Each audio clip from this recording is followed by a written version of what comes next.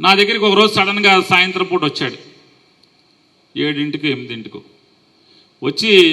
అంటే అప్పటికేమైందంటే కొల్లు రవీంద్ర చంద్రబాబు నాయుడుతో మాట్లాడి గోడౌన్లు ప్రభుత్వం నుంచి ఖాళీ చేయించండి అని చెప్పని వెళ్ళి అడిగాడు. చంద్రబాబు నాయుడు బందరు వచ్చాడు, ఏదో మున్సిపాలిటీలో రోడ్లు ఊడ్చే వాళ్ళందరినీ కూడా టీటీడీలో మీటింగ్ పెట్టాడు. ఆ రోజు వాళ్ళ యూనిఫామ్లు వేసుకుని, ఏది మన శానిటేషన్లో వర్కర్లందరినీ కూడా పక్కన కూర్చోబెట్టుకుని టీ తాగటం, వాళ్ళతో కబుర్లు చెప్పడం. ఆ ఫోటో మళ్ళీ వెళ్ళిపోయింది. ఇక వాళ్ళకి జీతాలు వచ్చినాయా రావట్లేదా అది మీకు తెలుసు, భగవంతుడికి తెలుసు. ఆ రోజు ఫోటోకి మాత్రం స్వచ్ఛ భారత్ అని చెప్పని వచ్చి ఫోటో దిగి, ఆ రోజున ఆ గోడౌన్లు ఖాళీ చేయండి అని చెప్పని చంద్రబాబు చెప్పటం, వెంటనే వాళ్ళు శరవేగంగా దాంట్లో ఉన్న సరుకు అంతా కూడా బయటికి తోలుకునే పనిలో ఉన్నప్పుడు ఒకరోజు వచ్చాడు. సార్ షార్టేజ్ కనపడుతున్నాడు. షార్టేజ్ ఎందుకే అని చెప్పని గట్టిగా అరిచాను, ఎందుకు వస్తుంది షార్టేజ్ అయ్యి. సరే వెంటనే నాకు ఈ వ్యవహారం మీద పెద్ద అనుభవం లేక ఒక రైస్ మిల్లర్ని పిలిచి తీసుకునేది మొత్తం బస్తాలన్నీ లెక్కెట్టించాం. తేడా కనపడుతుంది, బాగా అందరినీ తిట్టి. రెండోది ఏంటంటే దాంట్లో నేను పెట్టుకున్నది ఎవరినాయా అంటే నేనెవరిని ఉద్యోగానికి పిలిచిపెట్టల. ఒక ఆయన ఇక్కడే ఉన్నాడు, ఈ పేట ఆయన ఇబ్బందుల్లో ఉంటే ఓ రోజు వస్తే సరే అక్కడికి వెళ్ళి పనిచేయమని చెప్పాను.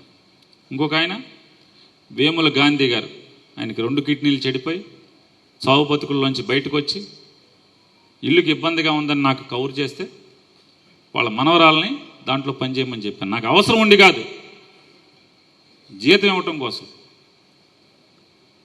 నేను పెట్టుకున్నది వీళ్ళని, ఏ రోజు దాంట్లోకి వెళ్ళేవాడిని కాదు. అసలు అయిపోయింది. ఆ డిపార్ట్మెంట్లో షార్టేజ్ కనపడింది, వచ్చాడు, మనకు కూడా షార్టేజ్ తేడా కనపడింది. ఇతని మీద నాకు నమ్మకం, ఎందుకంటే దగ్గర దగ్గర మీ అందరికీ తెలుసు 2015లోనో ఇప్పుడు వచ్చాడు, 15లో 16లో వచ్చాడు. పాలిటెక్నిక్ ఫెయిల్ అయ్యి వచ్చాడు నా దగ్గరికి. వస్తే ఊరుకునే ముందు పెళ్లి శుభలేఖలు తీసుకోవటం, రాసుకోవటం, కంప్యూటర్లో ఎక్కించడం, టైప్ చేసి పొద్దున్నే నాకు రాత్రికి ఇవ్వటం. అది స్టార్టింగ్ ఉద్యోగం. అక్కడి నుంచి ఎన్ని లావాదేవీలు చేసినా, లెక్కలు చేసినా, ట్రయల్ చూస్తే నమ్మకంగా కనపడుతున్నాడు. గాడెల్లి డేవిడ్ దగ్గర రాజా అని ఒక అతను ఉంటాడు. అంతే, నమ్మకం కుదిరినప్పుడు ఏం చేస్తాం, ఏదున్నా వాళ్ళ మీద నడిపిస్తూ ఉంటాం. నడుస్తూ ఉంటే సరే ఇతన్ని మంచోడు ఏంటి ఎందుకే అన్న, ఏంటి అంటే నన్ను ఎలక్షన్ డ్యూటీకి కిట్బాబు రమ్మన్నాడు, నేనును ఖలీద్ ఇక్కడే ఉన్నాడు. ఖలీదు బయటకు వచ్చేసాం, గాంధీ గారి మనవరాలు తప్పు చేసినట్టుంది అయ్యి నాతో వచ్చి. సరే అందరినీ కేకలేసి తిట్టి ఏం చేస్తాను, నాకు కర్మ మిమ్మల్ని నమ్ముకున్నందుకు అని చెప్పి వెంటనే జాయింట్ కలెక్టర్ గారికి లెటర్ ఇచ్చాం. ఇట్లా మా దాంట్లో షార్టేజ్ కనపడిందని మా మేనేజర్ వచ్చి చెప్పాడు. మేము వెళ్ళి చూసుకుంటే నాకు కూడా అనిపించింది. కాబట్టి వెంటనే దాన్ని ఇన్స్పెక్షన్ చేసి ఆ ఇన్స్పెక్షన్ అయ్యాక మీకు కూడా తేడా అనిపిస్తే మీరు మాది నైతికంగా నాది తప్పు లేనప్పటికీ టెక్నికల్గా కూడా నాకే దాంట్లో మా మేనేజర్ని అపాయింట్ చేసుకున్నాం కాబట్టి నాకు సంబంధం లేనప్పటికీ కూడా జాయింట్ లైబిలిటీ ప్రభుత్వాన్ని మా దగ్గర పనిచేసే వాళ్ళది జాయింట్ లైబిలిటీ అయినప్పుడు కాబట్టి కూడా ప్రభుత్వానికి ప్రజల ఆస్తికి నష్టం జరగకూడదు కాబట్టి మీరు ఎంత కట్టమంటే నాకు లెటర్ ఇచ్చారు. నీకు నేను చూసిన లెక్కల ప్రకారం సుమారుగా నాకు 80 లక్షలు నష్టం కనపడుతుంది, పెనాల్టీతో సహా 1,70,00,000 నువ్వు కట్టు తొందరగా అని చెప్పారు. ఎప్పట్లోపు ఇవాళ ఇచ్చి శుక్రవారం నాడు ఇచ్చారు, శనివారం మధ్యాహ్నం ఇచ్చారు, సోమవారం లోపు కట్టమన్నారు. ఇక్కడికి మీలాంటి స్నేహితుల్ని అందరినీ ఫోన్ల మీద అడుక్కుని బతిమాలి గబగబా వెళ్ళి ఏదో తాకట్టు పెట్టేది క్యాష్ తేవటానికి లేదు, కంపల్సరీ వైట్ కట్టాలి. మనం అక్కడక్కడక్కడ బాధకు వచ్చి లేదా మాటకొచ్చి చేతులు చెబొద్దులు తీసుకుని కడతాక లేదు. ప్రతిదీ వైట్ అమౌంట్ కట్టాలి. మొత్తం నాకు తెలిసిన స్నేహితులందరికీ మాజీ ఎమ్మెల్యేలుగా వాళ్ళకి ఫోన్ చేసి అందరినీ తలకు కాస్తి పంపరా బాబు అని చెప్తే ఆ సాయంత్రానికి 4 ఎప్పుడో ₹1 కోటి పంపించారు. ఒక 7-8 మంది కలిసి ఆ ₹1 కోటి అర్జెంటుగా డీడీ తీసి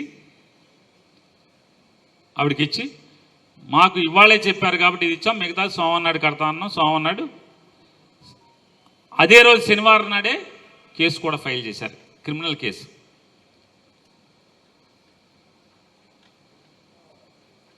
రాష్ట్రంలో సివిల్ సప్లైస్కి సంబంధించి ఆంధ్రప్రదేశ్ రాష్ట్ర ప్రభుత్వంలో సివిల్ సప్లైస్ డిపార్ట్మెంట్ ఏర్పడిన దగ్గర నుంచి మనకు జరిగినటువంటి సంఘటన వరకు ఒక్క క్రిమినల్ కేసు కూడా లేదు. ఏదన్నా జాయింట్ కలెక్టర్ దగ్గర, ఆర్డీఓ దగ్గర వాదనలు వినటం, ఇంత పెనాల్టీ కట్టు అని ఆర్డర్ ఇవ్వటం, డీడీ తీసుకోవటం, ఫైల్ క్లోజ్ చేయటం అయిపోయింది కదా. సరే, మన తర్వాత కాకినాడలో సీజ్ ద షిప్ చూశారు కదా.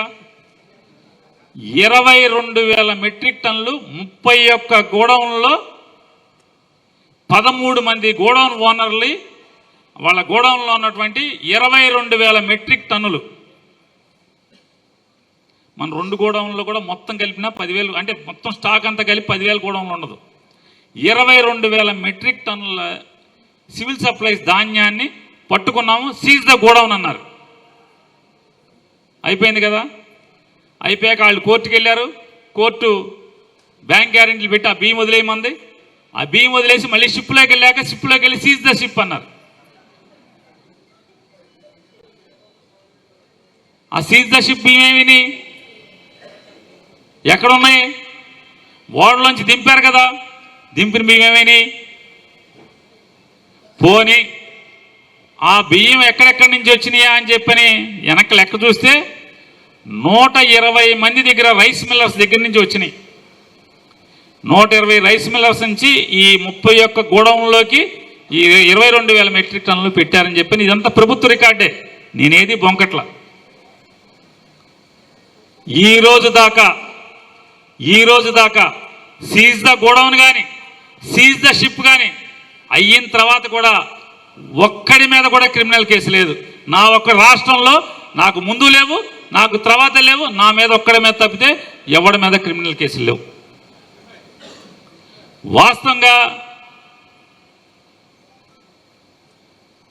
బయటోడు ఎవరిని నమ్మని నమ్మండి. నా దగ్గర పనిచేసే మేనేజరు పోలీసులు అరెస్ట్ చేసి తీసుకొచ్చి అతనికి 5 బ్యాంక్ అకౌంట్లు ఉన్నాయి, 5 బ్యాంక్ అకౌంట్లో లక్షల టర్నోవర్ ఉంది అని పోలీస్ స్టేషన్ నుంచి మనతో ఉండేటువంటి, అంటే ఆ ఉద్యోగంలోకి రాకముందు నుంచి మనతో ఉండేటువంటి ఒక మనిషి ఫోన్ చేసి, నాకు కూడా కాదు బాబ్జీకి ఫోన్, బాబ్జీకో సుబ్బన్కో చేశారు, నాకేమంటే ఫోన్ నాకు ఇచ్చారు. మాట్లాడా, అన్నయ్య నేను ముంచేశాడు మీ మేనేజరు అని. ఏంటంటే బ్యాంకులో ఇంత ట్రాన్సాక్షన్స్ ఉన్నాయి, నీ బ్యాంక్ అకౌంట్ పుస్తకాలని తెచ్చారు పోలీసులు వెళ్ళి, మా సిఏలు తెస్తే నీదేమో సంవత్సరానికి 10 పేజీలు 15 పేజీలు ఉన్నాయి, ఆడి 100 పేజీలు ఉన్నాయి, నేను ముంచేశాడని ఫస్ట్ అతను చెప్పే వరకు నాకు కూడా తెలియదు. వెంటనే ఆయన ఇంట్లో మనిషికి వెంటనే నేను పిలిచి ఫస్ట్ చెప్పింది ఆయన ఇంట్లో మనిషికి, ఇదిగో మనోడు ముంచేశాడేమన్నాను. అదేంటనే అంత మాట అంటావని, నాకు ఇప్పుడు దాకా నాకు తెలియదు కదా ఇదే అని. ఇది జరిగింది యథార్థం. మీకు ఇందులో ఎవడు కావాలంటే వాళ్ళందరూ సాక్ష్యాలు ఉన్నారు. అంటే ఇవన్నీ మాకు చెప్తున్నామంటే 3 పిల్లలకి చెప్పుకోకర్లా, పిల్లలకి చెప్పుకోకర్లా, కానీ సమాజానికి చెప్పాలి కాబట్టి చెప్తున్నాను ఇదంతా కూడా. అది ఆ రోజు సంగతి జరిగింది. మన అదృష్టవశాత్తు నా శ్రీమతి కోసం విపరీతంగా ట్రై చేశారు. నా జీవితంలో అయితే అంటే ఏ పగోడికి కూడా రాకూడదు. భార్యను తీసుకుని దాక్కుంటూ రోజుకు లేదా 2 రోజులకు ఒక ఇంట్లోనో ఒక చోట్లోనో ఉంటూ 15 రోజులు తిరగటం అనేది నిజంగా ఆ రోజే నేను మానసికంగా చచ్చిపోవాలి, రాజకీయంలోంచి మానేయాలి. ఎవడికి రాకున్నటువంటి దుస్థితి అది. చివరికి అదృష్టవశాత్తు యాంటిసిపేటరీ బెయిల్ వచ్చింది. బెయిల్ వచ్చాక కూడా వదల్లా. జనవరి 1 తారీఖున నా భార్యను పోలీస్ స్టేషన్కి పిలిచి 4 గంటల పాటు ఇష్టం వచ్చినట్టు మాట్లాడాడు సిఐ గారు. రోజు నీది నడుస్తుంది. దీనికి సమాధానం చెప్పే రోజు, వాతకి 10 వాతలు పెట్టే రోజు ఖచ్చితంగా వస్తుందనే ఊరుకున్నాను నేను.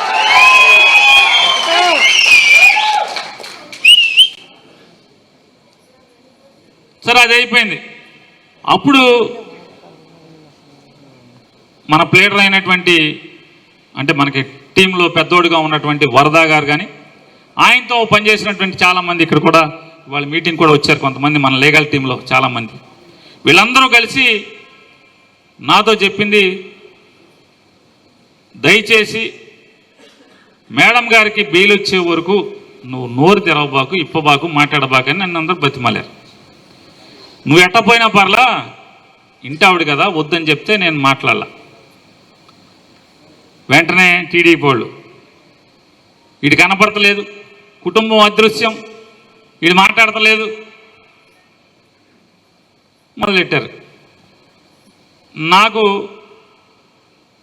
బెయిల్ రావటానికి మరొక 2 నెలలు పట్టింది. ఆ 2 నెలలు కూడా హైకోర్టు ప్లేడర్లు కానీ వీళ్ళు కానీ నువ్వు మాట్లాడబాకు, నీకు దండం పెడతానా బాబు, నువ్వు మాట్లాడబాకనే చెప్పారు. ఇందులో కుటుంబాలు ఉన్నాయి, నువ్వు ఒక్కడివే అయితే పర్లేదు, ఇంట్లో ఆడవాళ్ళు కూడా ఇరికిచ్చారు కాబట్టి. ఏంటంటే ఇంటి యజమాని, గొడవని యజమాని ఆవిడ పేరు. ఎందుకు ఇంటి ఆవిడ పేరు మీద? ఇప్పుడు నా జీవితంలో బుద్ధి వచ్చింది ఏంటంటే, రాజకీయాలు తిరిగేవాళ్ళు పొరపాటును కూడా ఇంట్లో ఆడవాళ్ళ మీద ఆస్తులు పెట్టబాకండి, వ్యాపారాలు చేయబాకండి. రోజులు చూస్తున్నాం కదా, ఈ పరిస్థితులు ఉన్నాయి. అది అయిపోయాక హైకోర్టులో నాకు బెయిల్ వచ్చింది 2 నెలల తర్వాత. అంటే జడ్జి ఏం చెప్పారు, ఆయన నానిగాడిని అరెస్ట్ చేయబాకండి అన్నారు. అరెస్ట్ చేయకుండా 2 నెలల తర్వాత బెయిల్ వచ్చింది. బెయిల్ వచ్చిన కాడి నుంచి మళ్ళీ మన కథ మామూలు. ప్లేడర్లు అంతవరకే చెప్పారు కదా, మన పని మొదలెట్టాం.